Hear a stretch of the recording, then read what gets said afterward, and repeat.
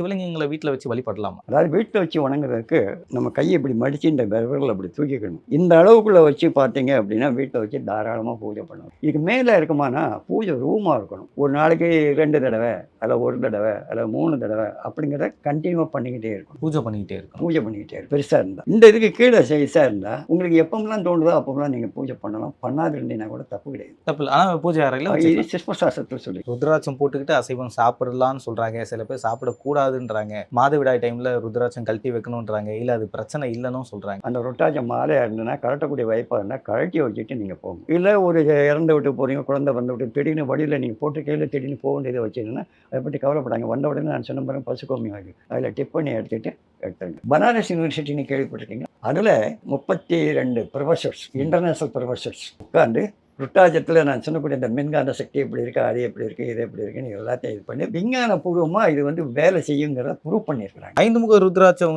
நீங்க சொன்னீங்க அது டூப்ளிகேட்டே வராதுன்னு. அது எவ்வளவு தூரம் உண்மையா? ஏன்னா இருக்கிறதுல விலை கம்மியானது. டூப்ளிகேட் போடணும்னா அவனுக்கு எக்ஸ்ட்ரா காஸ்ட் ஆகும். அந்த கோடு போட வைக்க அது எல்லாம் இதாகும். அதை போட்டு இந்த விலைக்கு அவனால் விற்க முடியாது. செயற்கையானது ருத்ராட்சம் இயற்கையாக இருக்கும். ஆனால் இவங்க ஒரு 5 முகமோ 4 முகமோ ருத்ராட்சத்துக்கு மேலே 2 கோடோ 3 கோடோ போட்டால் விலை கூட விற்கலாம்.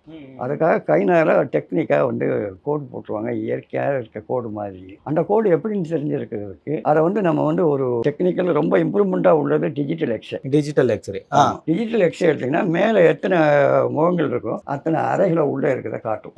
டிஜிட்டல் எக்ஸ்ரேங்க சாதாரண எக்ஸ்ரே இல்லை. மிஷினுடைய இம்பார்ட்டன்ட் மைன்யூட் பார்ட்கள் இருக்கு இல்லையா, அதை பூரா டீட்டெயிலாக செக் பண்ணக்கூடிய இதுதான் சொல்லக்கூடியது. புரியுது. இதான் டிஜிட்டல் எக்ஸ்ரே ஐயா. ஆமாங்க.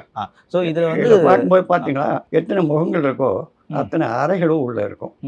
உங்களுக்கு நல்லாவே தெரியுதுன்னு நினைக்கிறேன். கிட்ட பார்க்கும்போது விதைகள் இருக்க பாருங்க உள்ள. இப்படி இருந்தா இது வந்து ஒரிஜினல். இப்போ ருட்டாச்சங்க இருக்கு அப்படின்னா இதை பல பேர் தொட்டிருப்பாங்க. நல்ல மனிதர்களும் உண்டு, கெட்ட சிந்தனை உள்ள மனிதர்களும் உண்டு. அவங்களுடைய ரேஸ் இதாக மீன்கிறதுக்காக வந்து அதை வாங்கின உடனே மாலை கட்டுறீங்களோ தனியாக போடுறீங்களோ இடம் போட்டுவிட்டு பசு கோமியம் இருக்கு இல்லையா அதில் டிப் பண்ணி காய வச்சிடணும். ஒரு 5 நிமிஷம் ஊற வச்சாலும் தப்பு இல்லை, ஒரு நாள் ஊற வச்சாலும் தப்பு இல்லை. வச்சுட்டு காய வச்சிடணும். நல்லா காய விட்டு பசு நெய்யை கையில் தடவிக்கிட்டு அதுக்கு மேலே நல்லா தடவிடும். பசு நெய் அதுக்கு எனர்ஜி கொடுக்கும். அதோட அந்த ஒரு ரப்பாக இருக்கக்கூடிய இந்த மாதிரி கலர்லாம் இருக்கக்கூடிய ஒரே ஷைனிங் கலராக மாறும் அந்த டைம் ஒன்று. அதை வந்து ஒரு மாதத்துக்கு ஒருக்க அதில் 2 மாதத்துக்கு ஒருக்க அந்த மாதிரி சுத்தம் பண்ணிட்டு வச்சு போட்டுக்கிறதுனால ருட்டாஜை வந்து பாசிட்டிவ் எனர்ஜி நிறைய கொடுக்கக்கூடியது. நெகட்டிவில் பூரா எடுத்து குலதெய்வத்தினுடைய அருளை கொடுக்கக்கூடியது கருங்காலி. அதோட மட்டும் இல்லாமல் நம்ம கோயில் கோபுரங்கள்லாம் பார்த்துருக்கீங்கன்னா அந்த கோபுரத்தையும் மேலே ஒரு கலசம் வச்சுருப்பாங்க. அந்த கலசத்தையும் இணைக்கிறதுக்கு ஒரு ஸ்டிக் ஒன்று வைப்பாங்க.